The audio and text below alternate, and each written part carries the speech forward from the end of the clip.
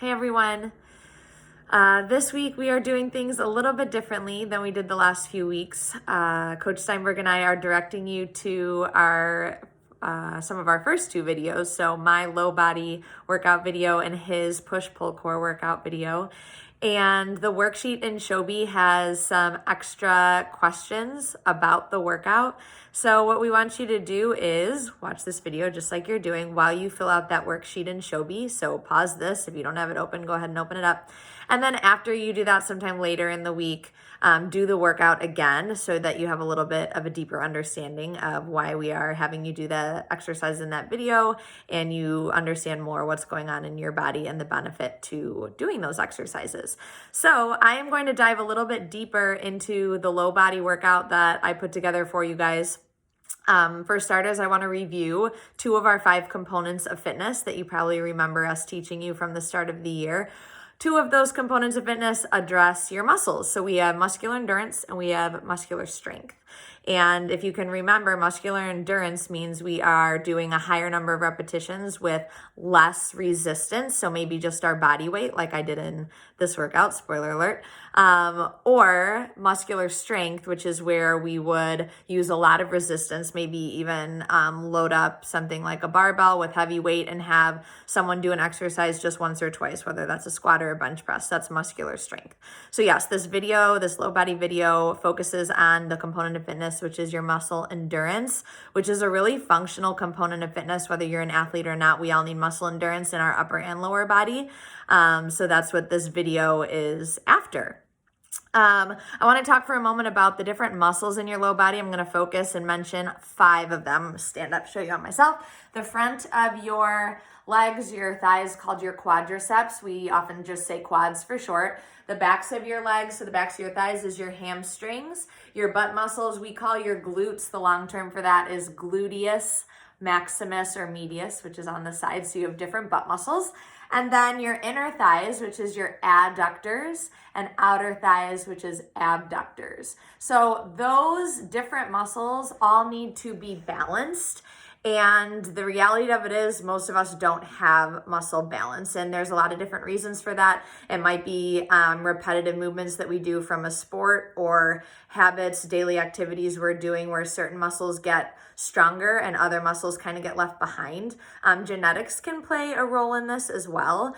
And then sitting is a big one. And I actually just read a statistic a couple minutes ago that in our average of being awake for 16 hours a day, the average person sits for 12 of those 16 hours. So sitting, if you think about the position you're in when you're sitting, your glute muscles are lengthened, which means they're going to get weak. And your glutes, as you guys know from our videos and from our classes, your glutes are part of your core.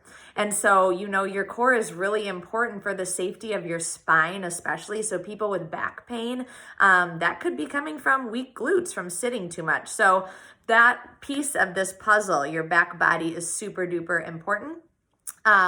So now what I want to do is just break down the different exercises I had in the video, dive a little bit deeper into why we did each one, what muscles we're really focusing in on each one, and then how you could use this in the future to either work out on your own or incorporate this very workout into a weekly workout routine. Okay. So the main exercises we did, number 1 was the squat, where we stick our tailbone long behind us, our weights in our heels, and then we stand up. So that's focusing in on your back body, your hamstrings, and especially your glutes are working.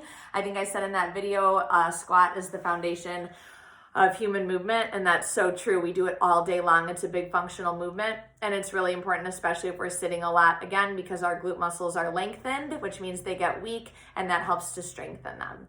I did some variations of lunges and split squats. So this is a split squat. Anytime we're a little bit more upright in our spine, my shoulders are stacked right over my hips, I'm going to be using my quads a little bit more, especially in this back leg in a split squat or a lunge.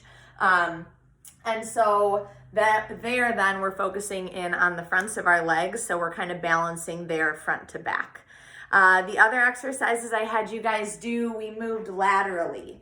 And I talked a little bit about moving laterally in the video. I'm going to expand on that now. We spend a lot of time as humans moving, this is called the sagittal plane. So kind of front and back, whether you're running, walking, doing a bicep curl, whatever, this is kind of our go-to plane of motion. This frontal plane of motion when we move side to side is super important to help prevent imbalances and injury in our body. So when you're moving out to the side, you're using your outer hip, and when you pull back to the center, you're using your inner thighs. So you're kind of working your low body around in a circle 360 degrees. You're of course still using in that very exercise your quads, your hamstrings, and your glutes. So you're kind of getting everything when you move laterally like that. If you wanted to work more into your outer hip, an exercise I didn't do in that video, any time you are lifting a leg, whether you're standing or you're lying down doing this, we did something similar to that in my core workout video. Because again, your inner and outer thighs, yeah, they're part of your low body, but they're part of your core because it's all in your center. And then the last exercise we did different variations of in that video was the wall sit. I used this very cabinet right here coming on down with your knees at a 90-degree angle. And this kind of depends where you're pushing in your feet. This, obviously, you're going to feel in your quads, the tops of your thighs, but the more you drive into your heels, the more you can also use your hamstrings and your glutes while you're doing that exercise. So that one is a little bit of everything, but tends to be more quad heavy. And again, because I'm upright, my shoulders are stacked over my hips versus in a squat, when you hinge forward at your waist, you tend to use more of your back body, like your glutes and your hamstrings. The last thing I want to touch on is the difference between incorporating large range of motion versus small range of motion and isometric holds into your workout. So in this low body workout, we did a ton of large range of motion, so big squats and lunges. And then we also incorporated a little bit of small range of motion. We did like a pulse down and a lunge. We did an isometric hold in your wall sit. So large range of motion, you guys know this from class, is functional. That is how our bodies move every single day. I don't hold a wall sit in real life. So the best way to train truly is large range of motion, because that is training your body to be successful, safe, happy, healthy in real life. The reason that sometimes we incorporate small range of motion or isometric holds into workouts is that it can help increase your muscle endurance, especially if you don't have equipment. Doing a wall sit, all you need is a wall, right? And you're creating a lot of work in your low body, and it's a challenging exercise, but you don't need any equipment to do it, but you're not really gaining a ton of strength. It might help you with your low body endurance, which is awesome, but it won't transfer as well into real life as much as doing a full range of motion squat or a split squat or a lunge, even a lateral lunge might be. So just something to keep in mind as you're working out on your own. Maybe you're looking into exercises you're finding on the internet. Large range of motion truly is the way to go because it's the most functional. So I want to make sure I'm touching on everything I need to. So last thing I want to say, we kind of talked about this earlier in the school year, but we didn't get too far into it. If you were kind of laying out your own workout plan and you're working certain muscles in your body through strength training, so all the exercise, I'm just going to use this workout video, this low body workout video as an example, you wouldn't want to do it every single day. You could do it multiple times a week, but you would want to make sure you would do it on non-consecutive days.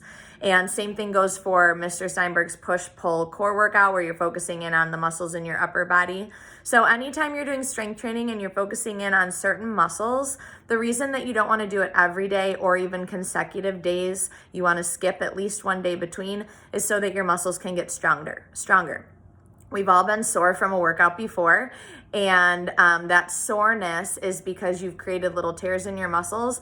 And when you give your muscles a day off, they get to rebuild and get stronger. That's how you get stronger and get fitter and stuff like that. So if you are doing the same exercises for the same muscles every single day, you are really hindering your progress and getting stronger. So it's not always more is more. In this case, less is more. Doing a workout like this low body video 2 to 3 times a week is awesome, and again on non-consecutive days. All right. If you guys have any questions about this workout or any of the exercises in it or any low body concepts or muscles, feel free to shout out to me or Mr. Steinberg via email. We'd love to hear from you. All right. We'll see you soon, guys. Bye.